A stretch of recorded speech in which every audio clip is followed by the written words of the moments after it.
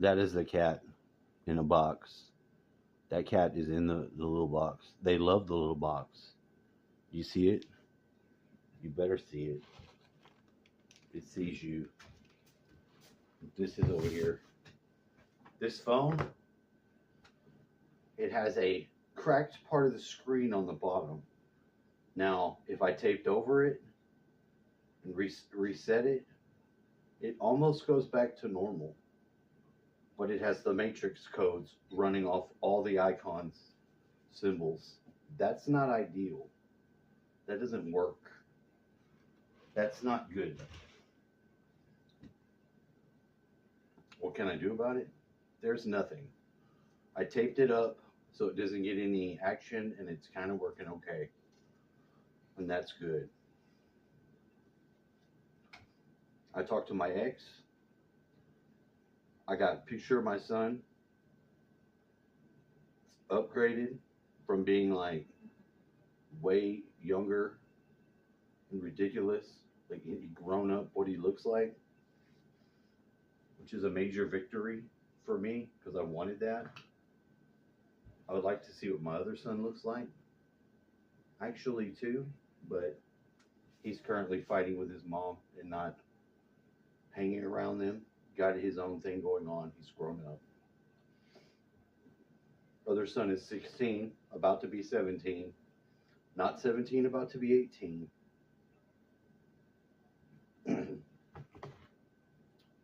So I got to make sure to keep sending the child support people money still. Despite it being bogged down, and who even knows if they even get it. You know what I mean? I don't know what's going on with that. But I know that I have to send it to them or they arrest me. And I don't want that. I don't want it. So it makes it difficult. I've not bitched at her about any of this shit from the past. I've listened to her stuff, what she said. And when it gets to the place where it's starting to mess with her body, I tell her to breathe and let it out. And not to try to dwell in it. And I say that I can be helpful with you for that because there's no sense in being a hater when I, in fact, do not have any hate at all. And I'm not upset by the way things have gone, as I know the role that I played in that, which I was able to remember. So that's good.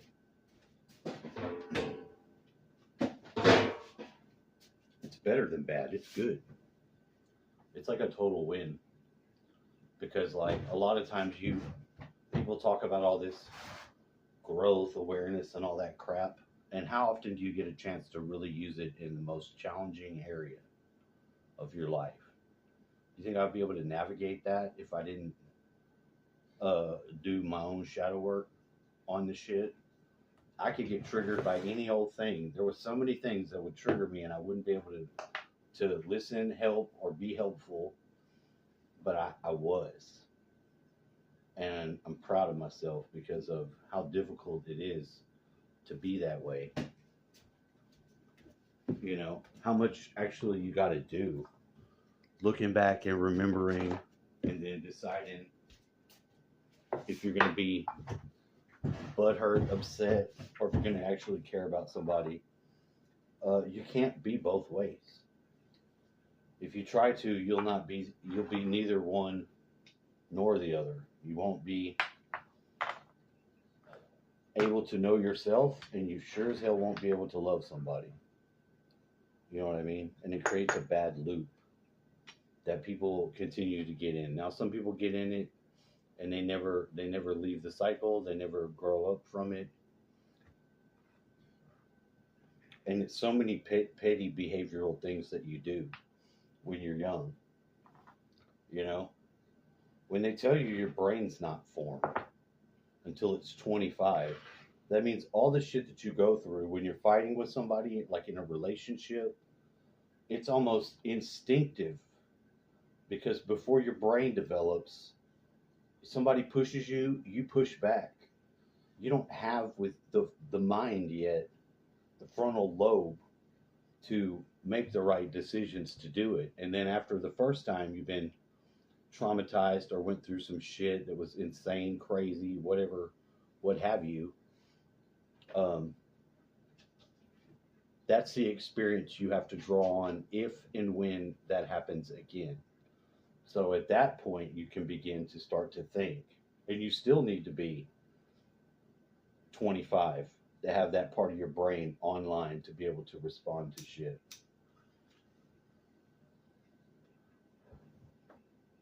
That's why you see too many people in these high school ass bullshit relationships where one person, maybe they're open, but the other person is not.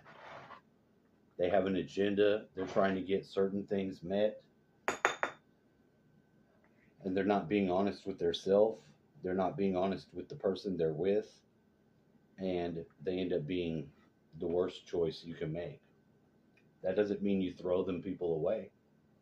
You know, she's like, well, I don't want to just not talk to the person.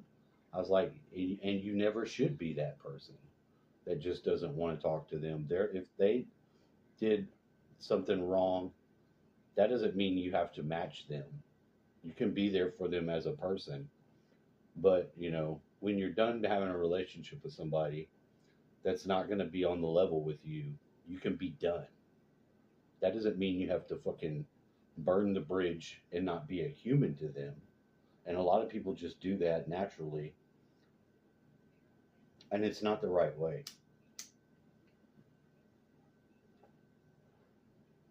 You know, there are many people that have groups of friends that are friends, and you know, there could be all this drama on whose side do you pick and all this stuff, and none of that stuff is even necessary.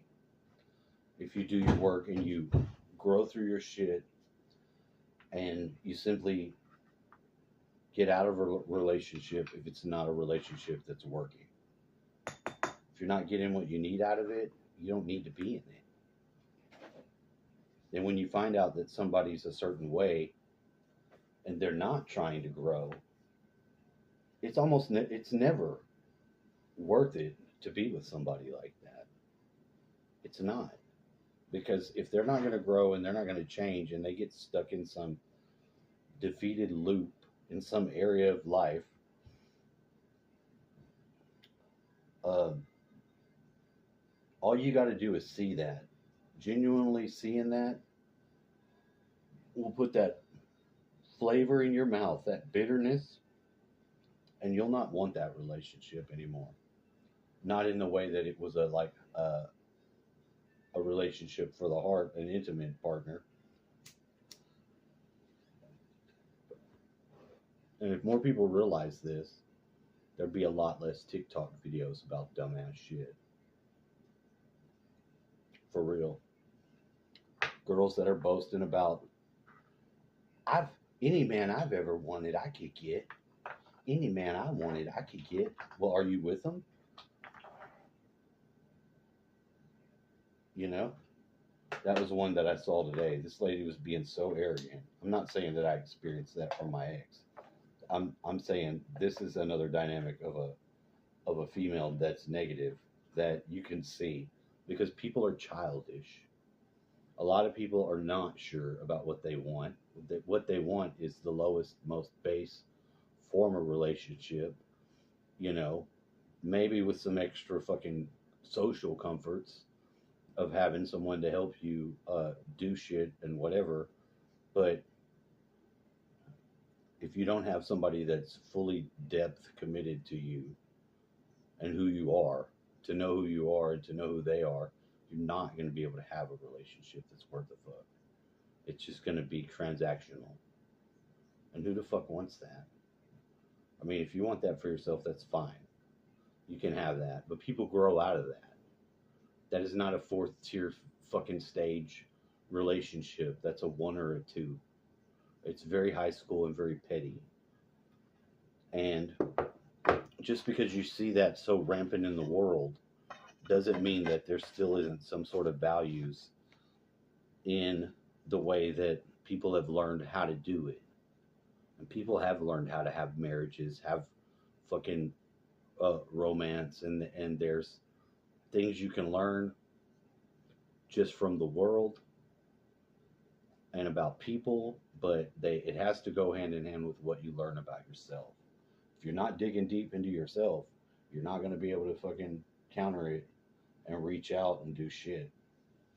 So it seems like a major victory of timing and destiny to me, at least where it's happening in my life, because even having the person to communicate with that's my family anchors me back right, and I don't have any problem with it.